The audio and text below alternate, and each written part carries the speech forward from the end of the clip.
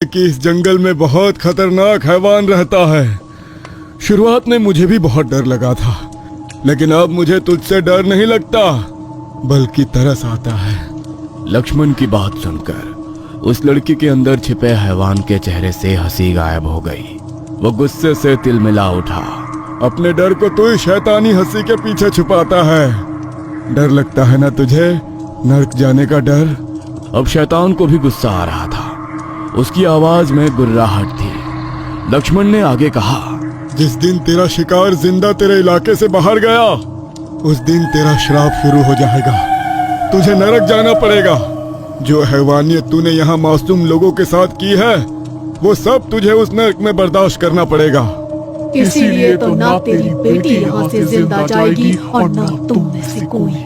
इतना कहकर वो लड़की शैतानी आवाज में दोबारा हंसने लगी और तभी उसकी गर्दन एकदम से टेढ़ी हो गई, जैसे उसका शरीर झटके खाने लगा।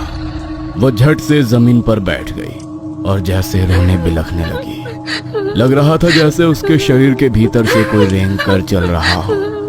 उसने ऊपर आसमान की तरफ देखा और दर्द से चीखते हुए पूरी ताकत से अपना सर उस पत्थर पर पटका ही था कि तभी लक्ष्मण ने अपना हाथ आगे पत्थर पर रख दिया। अपनी बेटी का बहता खून देख वो गुस्से से पागल ही हो गए। उन्होंने उसे दोनों हाथों से पकड़ा और गुस्से से उसकी आंखों में देखने लगे। कुछ पल के लिए जैसे उनकी आंखों में खून उतर चुका था। लक्ष्मण ने उस शैतान की आंखों में देखकर जोर से चिल्लाते हुए कहा, हे चामुंडा देवी, आज तुम्हें फिर एक बार इस हैवान से अपने बच्चों की हिफाजत करनी है। लक्ष्मण की वो आवाज सुनकर वहां खड़े हर एक इंसान के शरीर पर रोंगटे खड़े हो गए। वो लड़की अब खुद को छुड़ाने के लिए चीखने लगी, पर तभी किसी ने पीछे से आकर उसके ऊपर पीली भभूत उड़ेल दी, जिससे सब तरफ पीले धुएं का बादल छा गया और अगले ही पल उस पर बोरी डाल दी। वो छटपटा रही थी, पर उसे लक्ष्मण ने कस के जकड़ लिया था। वो जमीन पर गिर पड़े, पर उन्होंने उसे नहीं छोड़ा। बाकी साथियों ने उन्हें उठाया और बिना मुड़े सब जंगल से बाहर दौड़ने लगे। डरावनी चीखों से आसमान थर्रा उठा। वे भाग रहे थे, उतनी ही तेजी से कोई उनके पीछे भी आ रहा था, पर किसी ने मुड़कर नहीं देखा। कांटों से लहूलुहान होते अपने शरीर की किसी को परवाह नहीं थी। भागते भागते कुछ ही दूरी पर जख्मी हालत में पड़े सत्तू और दूसरे साथी के पास आ गए।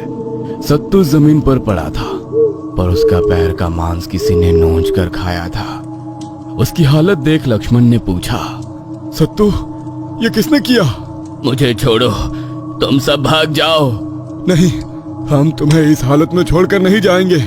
कहकर लक्ष्मण ने लड़की को बंद की बोरी अपने भाई के पास दी और सत्तू को उठाकर खड़ा किया। लक्ष्मण, मैं नहीं चल सकता। मेरी वजह से तुम सबकी जिंदगी खतरे में पड़ रही है, इसीलिए तुम मेरी फिक्र छोड़ो, जल्दी भागो यहाँ से। पर लक्ष्मण ने सत्तू के हाथ अपने कंधों पर लेकर उसे अपने साथ ले जाने लगे। दोनों तरफ गहरी खाइयों के बीच से जाती उस संकरी सड़क पर से वे गुजर रहे थे और बोरी में बंद उस लड़की के गुर्राने की आवाज हर तरफ गूंजने लगी। और तभी पीछे फैले काले अंधेरे से कोई उनकी तरफ दौड़ता हुआ आने लगा, जैसे कई शैतानी ताकतें जमीन पर रेंगती हुई आ रही थी। कुछ बंदरों की तरह पेड़ों की टहनियों से कूद रही थी। सारे साथी आगे बढ़ने की पुरजोर कोशिश कर रहे थे, पर सत्तू समझ चुका था वो उनके लिए खतरा बन चुका है। उसने अपने जख्मी पैर की तरफ देखा और लक्ष्मण की तरफ नजर डाली। सत्तू ने पीछे देखा तो वे अनगिनत शैतानी ताकतें एक डरावने काले साए के भीतर समा रही थी। घने पेड़ों के बीच से वो अब उनकी ही तरफ बढ़ रहा था। सत्तू समझ चुका था कि वो साया उस बोरी को हम लोगों से छीनकर जंगल में जाने वाला है। अब वो साया किसी तीर की तरह सीधी लकीर में उस बोरी की तरफ झपटा ही था कि तभी लक्ष्मण को दूर धकेलते हुए सत्तू बोरी में बंद लड़की को अपनी बाहों में लिया, जिससे पीछे से आया वो शैतान सत्तू के शरीर के भीतर घुस गया। सब हैरान होकर उसी की तरफ देख रहे थे। सत्तू लड़खड़ाते हुए उस बोरी से दूर हट गया। उसका शरीर बिजली की झटकी की तरह करने लगा एक भयंकर चीख उसके मुंह से निकली और सत्तू ने अपने हाथ खोलकर खाई में खुद को झोंक दिया। पलक झपकते ही घटी उस घटना की वजह से सब अंदर से हिल गए। सबकी नजरें उस गहरी खाई में फैले अंधेरे को ही देख रही थी। उन्होंने अपना एक और साथी खो दिया था।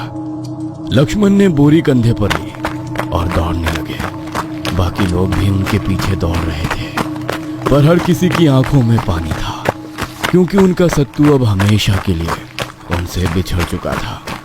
सब दौड़ते हुए जंगल